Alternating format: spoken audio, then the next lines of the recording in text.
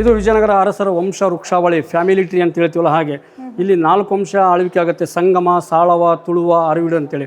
So ಆರಂಭ ಆಗದೆ ಸಂಗಮ ವಂಶದವರಿಂದ 1336ರಲ್ಲಿ ಪ್ರತಿಷ್ಠಾಪನೆ ಮಾಡ್ತಾರೆ. ನಾನು ಹಕ್ಕ ಬುಕ್ಕ ಅಂತ ಹೇಳಿದೆ, ಅವ್ರಿಗೆ ಹಾಡು ಭಾಷೆಯಲ್ಲಿ ಹಕ್ಕ ಮತ್ತು ಬುಕ್ಕ ಅಂತ ಹೇಳ್ತೀವಿ. ಅವರಿಗೆ ಪೂರ್ತಿ ಹೆಸರು ಬಂದ್ಬಿಟ್ಟು ಹರಿಹರರಾಯ ಮತ್ತು ಬುಕ್ಕರಾಯ.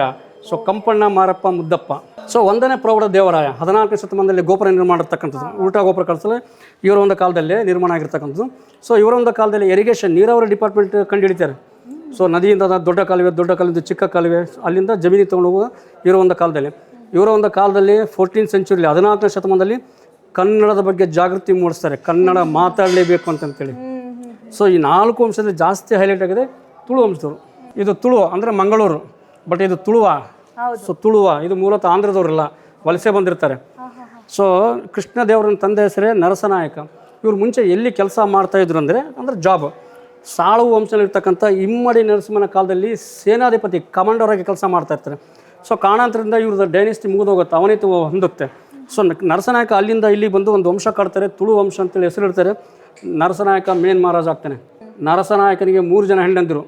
ಕಾಮನೆಗೆ ರಾಜರಿಗೆ 2-3 ಆಗೋ ಪದ್ಧತಿ ಇರುತ್ತೆ, ಈಗಾದರೆ ತುಂಬ ಕಷ್ಟ. ಸೊ ನರಸನಾಯಕ 3 ಜನ ಹೆಂಡಂದಿರು, ತಿಪ್ಪಾಂಬಿಕೆ, ನಾಗಲಾಂಬಿಕೆ, ಓಬಾಂಬಿಕೆ ಅಂತೇಳಿ. ನರಸನಾಯಕ ಮತ್ತು ನಾಗಲಾಂಬಿಕೆ ಮಗನೇ ಶ್ರೀಕೃಷ್ಣ ದೇವರಾಯ. ಸೊ ಇವರು ಜನನ ಆಗೋದು ಜನವರಿ 17, 1471ರಲ್ಲಿ. ಸೊ ಪಟ್ಟಾಭಿಷೇಕ ಆಗೋದು 1509ರಲ್ಲಿ. ಅವ್ರಿಗೆ ಅತಿ ಚಿಕ್ಕ ವಯಸ್ಸಿರುತ್ತೆ ಮೇಡಮ್, 21 ವರ್ಷ ಇರುತ್ತೆ. ಆ ಒಂದು ಚಿಕ್ಕ ವಯಸ್ಸಲ್ಲೇ ಜವಾಬ್ದಾರಿ ಆಗ್ತಾರೆ, ಪಟ್ಟಾಭಿಷೇಕ ಮಾಡ್ತಾರೆ.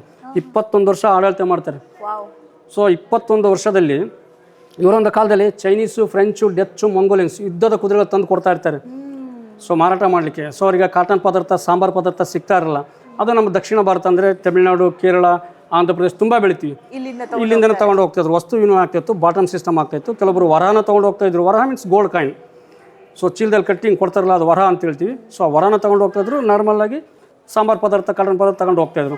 21 ವರ್ಷ ಆಳ್ವಿಕೆಯಲ್ಲಿ ಒರಿಸ್ಸಾ ಅಂತ ಹೇಳಿದ್ರು ಕನ್ಯಾಕುಮಾರಿವರೆಗೆ ಜಾಸ್ತಿ ಟೆಂಪಲ್ನ ಜೀರ್ಣೋದ್ಧಾರ ಮಾಡ್ತಾ ಹೋಗ್ತಾರೆ. ಸೊ ಅವ್ರಿಗೆ ಕೃಷ್ಣ ದೇವರಿಗೆ ಒಂದು ಬಿರುದಿರುತ್ತೆ, ಕರ್ನಾಟಕದ ಕನ್ನಡದ ರಾಜಾರಮಣ ಅಂತಂತೇಳಿ, ಹೌದಾ. ಸೊ 3 ರಾಯರ ಗಂಡ ಅಂತ ಹೇಳ್ತೀವಿ. ಸೊ ಈ ಥರ ಬಿರುದಿರುತ್ತೆ. 21 ವರ್ಷ ಆಳ್ವಿಕೆ ಮಾಡ್ತಾರೆ. ಸೊ 1530ಕ್ಕೆ ಮರಣ ಹೊಂದುತ್ತಾರೆ. ಕೃಷ್ಣ ದೇವರವರು ತುಂಬ ಬ್ರಿಲಿಯಂಟು, ಅಷ್ಟೇ ಬುದ್ಧಿವಂತರಿರ್ತಾರೆ. ಸೊ ಶಕ್ತಿವಂತರಿರ್ತಾರೆ. ಅವರು 2-3 ಯುದ್ಧ ಮಾಡಿದ್ರು ಯಾವುದೇ ಯುದ್ಧದಲ್ಲಿ ಸಾಯಲ್ಲ. ಸೊ ತುಂಬ ಬ್ರಿಲಿಯಂಟ್ ಅವರು. ಸೊ ಒಂದು ಯುದ್ಧ ಆಗೋದು 1513ರಲ್ಲಿ. ಸೊ ಉದಯಗಿರಿ ಕಳಿಂಗ ರಾಜನ ಮೇಲೆ ಯುದ್ಧ ಮಾಡ್ತಾನೆ. ಆ ಯುದ್ಧದ ವಿಜಯದ ಸಂಕೇತವಾಗಿ ಕೃಷ್ಣ ಟೆಂಪಲ್ ಅಂತ ಹೇಳ್ತೀವಿ, ಅದನ್ನು ನಿರ್ಮಾಣ ಮಾಡ್ತಾರೆ. ಇನ್ನೊಂದು ಯುದ್ಧ 1525ರಲ್ಲಾಗುತ್ತೆ.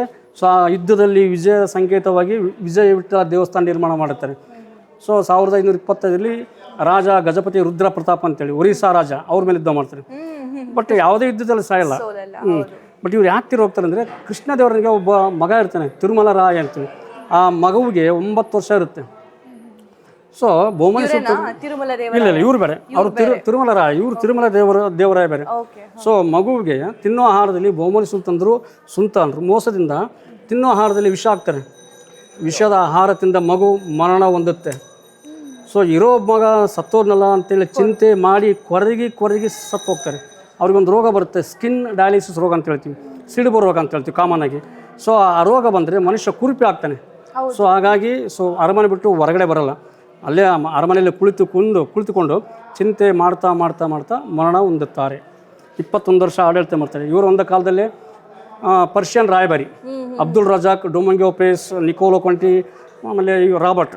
ಸೊ ಇವರು ಕಣ್ಣಾರೆ ಕಂಡಿರ್ತಕ್ಕಂಥ ವ್ಯಕ್ತಿಗಳು. ಹಂಪೆ ಹೆಂಗಿತ್ತಂದರೆ ಸೊ ರೋಮ್ ಸಿಟಿಗಿಂತ ದೊಡ್ಡದಿದೆ, ಅಷ್ಟು ವಿಸ್ತಾರವಾಗಿದೆ, ಅಷ್ಟು ಸಂಪತ್ತು ತುಂಬಿದೆ ನಾಡು ಅಂತೇಳಿ ಪ್ರವಾಸನ ಕಾಲದಲ್ಲಿ ಬುಕ್ಕಲ್ಲಿ ಬರೆದಿದ್ದಾರೆ.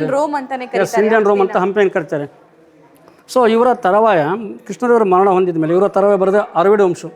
ಸೊ ಕೃಷ್ಣದೇವರಾಯ ಮಗಳ ಗಂಡ ರಾಮರಾಯ, ಅವ್ರಿಗೊಂದು ಬಿರುದು ಬರುತ್ತೆ ಅಳಿಯ ರಾಮರಾಯ ಅಂತೇಳಿ.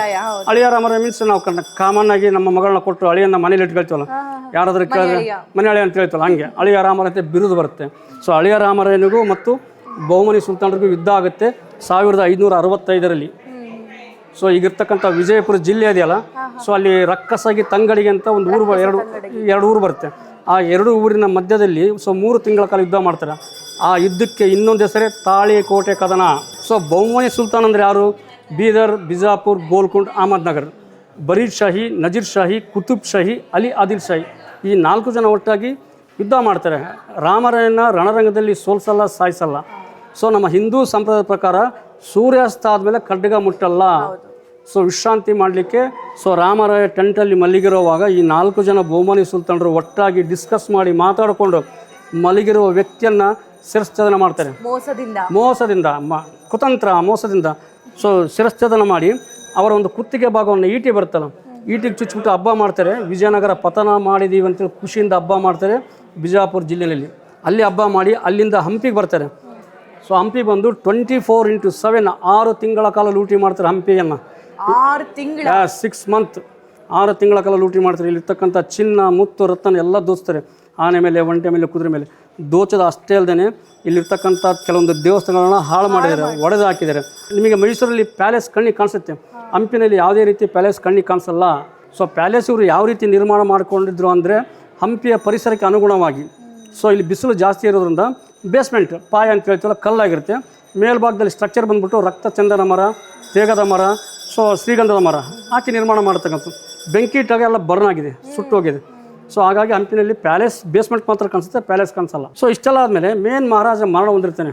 ಸೊ ಇವ್ರ ಜೊತೆಗಿರ್ತಕ್ಕಂಥ ವೆಂಕಟಾದ್ರಿ, ಶ್ರೀರಂಗ, ತಿರುಮಲ ಏನು ಮಾಡ್ತಾರೆ, ಭಯ ಆಗುತ್ತೆ, ಅವ್ರು ಓಡಿ ಬರ್ತಾರೆ. ಯಾಕಂದರೆ ಜಾಸ್ತಿ ಸೇಫ್ಟಿ ಇರ್ತಾ ಇರಲ್ಲ. ಅಲ್ಲಿಂದ ಇಲ್ಲಿಗೆ ಬಂದು ತಮ್ಮ ಸಂಸಾರವನ್ನು ತೆಗೆದುಕೊಂಡು 21 ಆನೆಗಳ ಮೇಲೆ ಚಿನ್ನ ಮುತ್ತು ರತ್ನ ತುಂಬಿಕೊಂಡು ಇಲ್ಲಿಂದ ಆಂಧ್ರ ಪ್ರದೇಶ ಇದೆಯಲ್ಲ, ತಿರುಪತಿ ಊರು ಬರುತ್ತೆ. ಅಲ್ಲಿಂದ 10 ಕಿಲೋಮೀಟ್ರ್ ಹೋದರೆ ಚಂದ್ರಗಿರಿ ಅಂತ ಊರು ಬರುತ್ತೆ, ಚಂದ್ರಗಿರಿ. ಅಲ್ಲಿ ಹೋಗಿ ಸೊ ಪ್ಯಾಲೇಸ್ ಕಟ್ಕೊಂಡು ಪೆನ್ಗೊಂಡ ಅಥವಾ ರಾಜ್ಯದ ರಾಜಧಾನಿ ಮಾಡಿಕೊಂಡು ಆಳ್ವಿಕೆ ಮಾಡ್ತಾರೆ. ಸೊ ನೀವು ಈಗಲೂ ತಿರುಪತಿಗೆ ಹೋದರೆ ಅಲ್ಲಿಂದ 10 ಕಿಲೋಮೀಟ್ರು ಚಂದ್ರಗಿರಿ ಪ್ಯಾಲೇಸ್, ಅದು ನೋಡ್ಬೋದು. ಅದು ನಮ್ಮ ಅರಬಿಡ ವಂಶದವರಾಗಿರುತ್ತೆ. ಇಷ್ಟೆಲ್ಲ ಆದಮೇಲೆ 17ನೇ ಶತಮಾನಕ್ಕೆ ಬ್ರಿಟಿಷರು ಬರ್ತಾರೆ ಭಾರತಕ್ಕೆ ಅಂತೇಳಿ, ವ್ಯಾಪಾರಕ್ಕೆ ಅಂತೇಳಿ ಬರ್ತಾರೆ. ಸೊ ಮುಂಚೆಯಿಂದ ಬರ್ತಾಯಿದ್ರು. ಸೊ ಬಂದು ಇಲ್ಲಿ ಸ್ಟೇ ಆಗ್ತಾರೆ, ನಮ್ಮ ಮೇಲೆ ದಬ್ಬಾಳಿಕೆ ಮಾಡ್ತಾರೆ, ದೌರ್ಜನ್ಯ ಮಾಡ್ತಾರೆ, 250 ವರ್ಷ ಆಳ್ತಾರೆ. ಸೊ ಇದು ಅವರ ಇತಿಹಾಸ ಆಗುತ್ತೆ. ಆರಂಭ ಆಗೋದು 1336, ಪತನ ಆಗೋದು 1565. 230 ವರ್ಷ ಆಳ್ವಿಕೆ ಮಾಡ್ತಾರೆ. ಆ 230 ವರ್ಷದಲ್ಲಿ ಜಾಸ್ತಿ ಹೈಲೈಟ್ ಆಗಿದೆ ತುಳು ವಂಶದಲ್ಲಿ ಇರ್ತಕ್ಕಂಥ ಶ್ರೀಕೃಷ್ಣ ದೇವರಾಯ. ಸುವರ್ಣ ಯುಗ ಅಂತ ಹೇಳ್ಬೋದು, ಬಂಗಾರದ ನಾಡು ಅಂತ ಹೇಳ್ಬೋದು. ಮಧ್ಯದಲ್ಲಿ ಕಾಣಿಸ್ತದೆ ರಾಜ ಮುದ್ರೆ, ರಾಯಲ್ ಎಂಬ್ಲೆಮ್. ಸೊ ವರಹ ಇದ್ದಾನೆ, ಸೂರ್ಯಚಂದ್ರ, ಇಲ್ಲಿ ಖಡ್ಗ ಇದೆ ನೋಡಿ.